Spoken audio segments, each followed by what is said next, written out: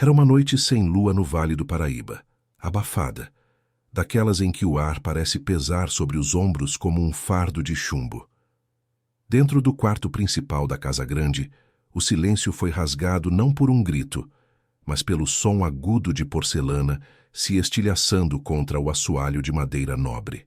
O cheiro era inconfundível, doce, enjoativo, pairando no ar quente e misturando-se ao aroma de suor frio e morte recente. Cheiro de amêndoas amargas. Qualquer boticário da província sabia o que aquilo significava, mas ninguém ousaria dizer a palavra maldita em voz alta dentro daquelas paredes. Sinhá Antonieta estava morta. Seus olhos, antes vigilantes e severos, agora fitavam o teto alto com um vazio aterrorizante, a boca entreaberta em um último suspiro de agonia que ninguém socorreu.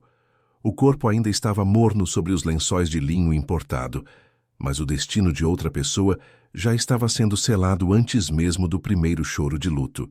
O coronel Alencar não chorava. Ele estava de pé, imóvel como uma estátua de pedra, dominando o aposento com sua presença maciça e ameaçadora. Ele girou os calcanhares lentamente, o couro de suas botas rangendo contra a madeira, e seus olhos não buscavam consolo, buscavam uma culpada. No canto da sala, onde a luz das velas mal alcançava, estava Isaura, a mucama favorita, a sombra da Sinhá. Ela mantinha a cabeça baixa, os olhos fixos nos próprios pés descalços, sentindo o coração bater contra as costelas como um pássaro preso em uma gaiola de ferro. Ela sabia que o olhar do coronel queimava sobre ela. O grito dele não foi de dor, foi de sentença. A voz grave, acostumada a dar ordens que definiam vida ou morte no canavial, trovejou pelo quarto. Foi a escrava, assassina, ela envenenou minha esposa. A acusação não era uma suspeita. Era um veredito instantâneo proferido por quem se achava a própria lei. Esta história foi abafada por mais de 100 anos. Se você quer entender como a justiça funcionava ou falhava no tempo do Império, fique até o fim. A prova que vai aparecer mudou tudo. Deixe sua nota de 0 a 10 nos comentários se você gosta de mistérios históricos e se inscreva para desenterrar o passado conosco. A notícia correu mais rápido que fogo em palha seca. Antes do amanhecer, cada escravo da fazenda, cada trabalhador livre, cada vizinho num raio de léguas já sabia. A peça de confiança, a mucama que sabia ler e escrever, havia traído seus senhores. Ou pelo menos era essa a história que o coronel precisava que todos acreditassem. Mas para entender o crime daquela noite, precisamos voltar no tempo. Precisamos olhar para as semanas que antecederam a tragédia. Porque um assassinato planejado com a frieza do coronel Alencar não acontece de repente. Ele é construído, tijolo por tijolo, sobre a ganância e o desejo de poder. O coronel Alencar era um homem de posses vastas, mas de dívidas ainda maiores. A terra estava cansada, o café não rendia como antes, e seu estilo de vida na corte exigia ouro que ele já não tinha. A única coisa que o impedia de um novo casamento vantajoso com a herdeira das terras vizinhas era um obstáculo de carne e osso, sua esposa estéril, Antonieta. Isaura via tudo. Diferente das outras mucamas que baixavam os olhos e tapavam os ouvidos, Isaura fora ensinada a observar. Alfabetizada em segredo pela própria Sinhá, em um rompante de caridade cristã anos antes, ela lia mais do que livros de oração. Ela lia as contas, ela lia os rostos, e principalmente ela lia o perigo. Semanas antes da morte, a rotina da casa havia mudado. A Sinhá sofria dos nervos, uma doença conveniente que justificava o isolamento. O coronel, num gesto de súbita preocupação, passou a encomendar tônicos especiais de uma botica distante, dispensando o médico da família que atendia a região há décadas.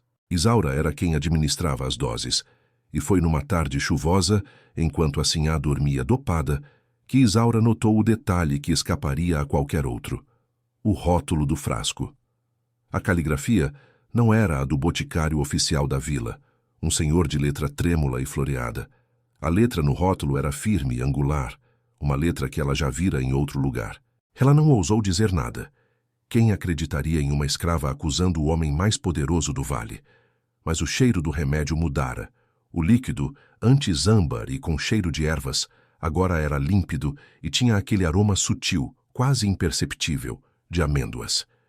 O coronel não estava curando a esposa, ele a estava matando aos poucos. O plano dele era perfeito em sua crueldade. Se a esposa morresse de doença, haveria luto.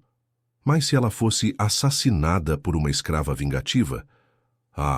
Isso daria ao coronel o papel de vítima, de marido ultrajado, limpando sua honra e livrando-o da esposa num único golpe de mestre. Ele precisava de um bode expiatório, e Isaura, com sua inteligência que tanto o incomodava, era o alvo ideal. Naquele quarto abafado, o teatro do coronel atingiu o ápice. Ele agarrou Isaura pelo braço, os dedos cravando na carne como garras, e a sacudiu diante dos outros escravos que espiavam pela porta entreaberta. Vejam! Ele rugia, a saliva espirrando. A ingratidão vive sob o meu teto. Assassina! Isaura não gritou, não implorou. Ela sabia que qualquer palavra sua seria usada como prova de sua insolência, mas sua mente trabalhava freneticamente. Ela sabia que aquele momento chegaria. Ela vira a dose final ser preparada. Ela sabia que o chá daquela noite era a sentença de morte da Sinhá. O feitor entrou no aposento. Um homem cuja brutalidade era famosa em 3 condados. O som das correntes de ferro batendo umas nas outras ecoou como um sino fúnebre. O coronel empurrou Isaura na direção dele com nojo. Leve-a para o tronco, mas não a mate ainda.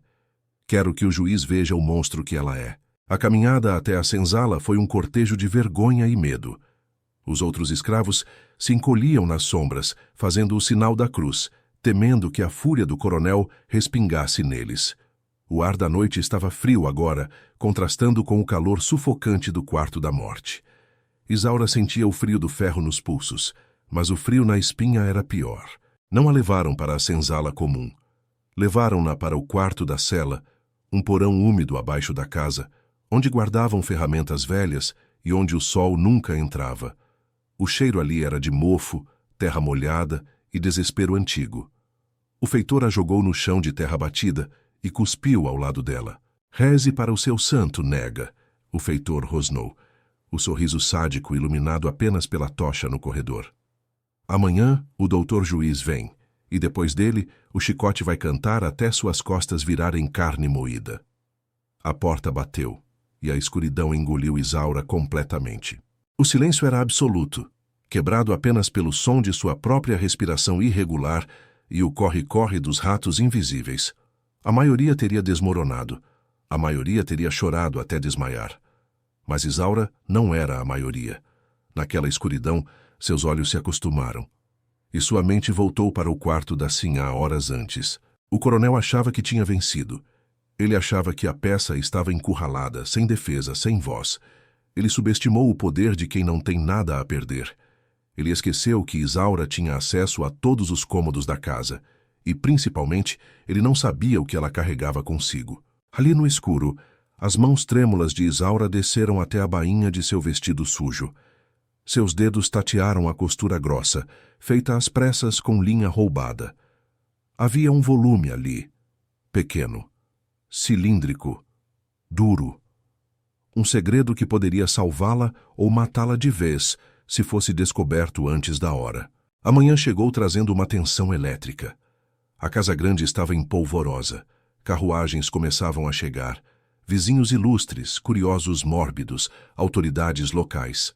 Todos queriam ver a escrava envenenadora.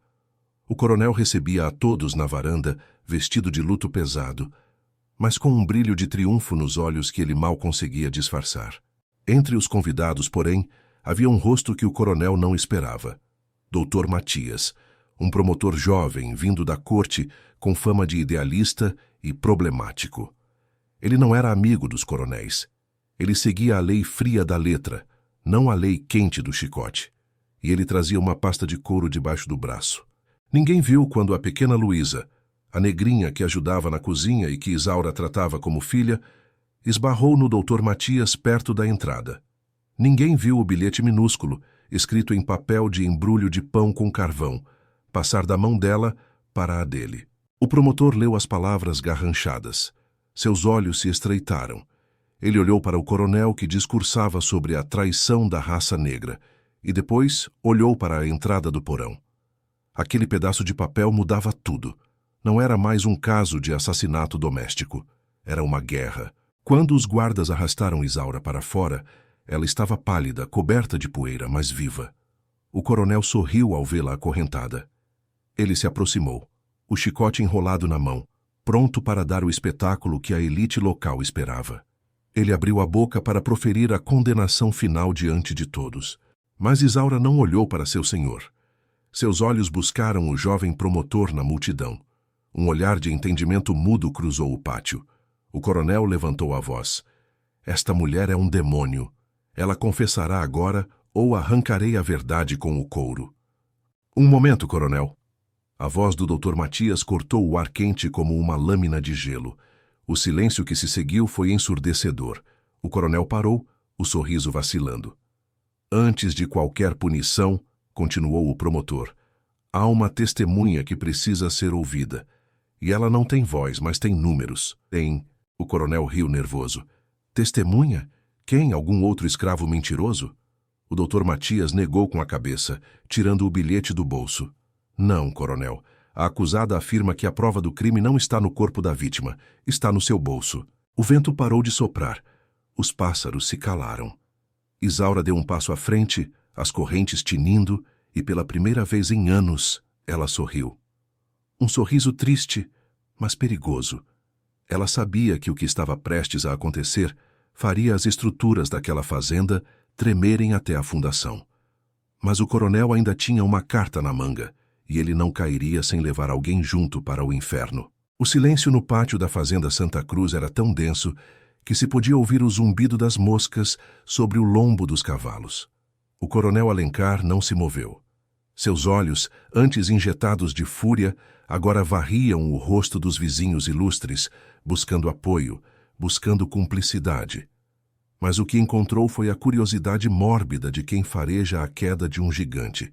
O livro de despesas é assunto privado de um homem de bem, rosnou o coronel, a voz tremendo numa frequência que denotava perigo iminente. Ele sabia que entregar aquele registro era entregar a própria cabeça numa bandeja de prata. O feitor deu um passo à frente, a sombra dele caindo sobre o jovem promotor como uma ameaça física. Foi Isaura quem quebrou o impasse. Com uma audácia que fez as sinhás presentes levarem os leques ao rosto, ela falou: se o coronel não tem nada a temer, por que o medo de um simples caderno de anotações? A voz dela não era alta, mas cortou o ar quente com a precisão de um bisturi cirúrgico. O promotor não esperou. Num movimento rápido, tomou o livro grosso, encadernado em couro gasto, das mãos trêmulas do guarda-livros da fazenda. O coronel fez menção de avançar, mas parou. Atacar um oficial da corte na frente de testemunhas seria assinar sua confissão. Ele teve que engolir o fel, observando o inimigo abrir as páginas amareladas. Página 42, doutor, instruiu Isaura sem olhar para o livro. Ela sabia de cor. A memória dela era o arquivo vivo que o coronel tentara apagar. O doutor Matias folheou o papel grosso, o som das páginas virando ecoando como trovões distantes. O dedo dele parou na data, 3 meses atrás. Adubo especial, leu o promotor em voz alta, erguendo o olhar para o coronel. Comprado na botica de São José. Curioso. Desde quando boticários vendem adubo para café, coronel? A pergunta pairou no ar, pesada e acusatória. O murmúrio começou entre os convidados. O cheiro de escândalo era mais forte que o cheiro de suor. Um erro do guarda-livros, gritou o coronel rindo nervosamente. Vocês vão dar ouvidos a um erro de pena e às mentiras de uma escrava que quer salvar o próprio pescoço? Isso é um ultraje à minha honra. Ele estava jogando para a plateia, apelando para a solidariedade de classe, tentando transformar a prova em um insulto pessoal. A tensão mudou de intelectual para física num piscar de olhos. O coronel percebeu que a dúvida estava plantada, mas não enraizada. Ele precisava acabar com aquilo agora. Chega dessa farsa, ele berrou apontando para Isaura. Prendam essa assassina no tronco agora e tirem esse advogadozinho da minha propriedade antes que eu mande soltar os cães. O caos ameaçou explodir. O feitor agarrou o braço de Isaura com violência, puxando-a para trás. Ela gritou, não de dor, mas de urgência. O Dr. Matias foi empurrado por 2 capangas. Parecia o fim. A força bruta do dinheiro e da tradição estava prestes a esmagar a verdade, como sempre acontecia naquelas terras esquecidas por Deus. Mas Isaura não estava lutando para fugir. Ela estava lutando para alcançar a bainha do vestido. Enquanto era arrastada, seus dedos calejados e ágeis encontraram a costura frouxa. O som do tecido rasgando foi abafado pelos gritos do coronel, mas o brilho do que caiu na terra não passou despercebido. Parem! A voz de Isaura foi um guincho desesperado. À prova! Olhem a prova! Todos pararam. O objeto brilhava no chão poeirento, refletindo o sol do meio-dia. Era um frasco de remédio, pequeno, de vidro azulado, e, crucialmente, ainda estava lacrado com cera vermelha. O promotor se soltou, ajeitou o paletó e caminhou até o frasco. Ele o ergueu contra a luz como se fosse uma joia rara. Coronel, disse ele, a voz calma novamente, mas com um tom definitivo. A escrava diz que trocou o frasco na noite da morte, que este aqui é o que o senhor entregou para a sinhá. Se este está lacrado, o que a sua esposa bebeu? O coronel recuou um passo. Ele parecia ter visto um fantasma. A armadilha lógica era perfeita. Se o frasco original estava ali, intacto, então o conteúdo da xícara quebrada no quarto não veio da farmácia. Veio das mãos do próprio marido. A mentira dele desmoronava tijolo por tijolo.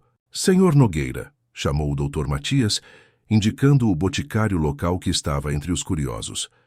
Por favor, examine o lacre. É o selo da sua botica? O velho ajustou os óculos, as mãos tremendo levemente ao pegar o vidro. O silêncio voltou, agora aterrorizante. O destino de todos pendia daquela análise. Não é meu selo, sussurrou o velho, mas todos ouviram. E, Deus do céu, olhem o sedimento.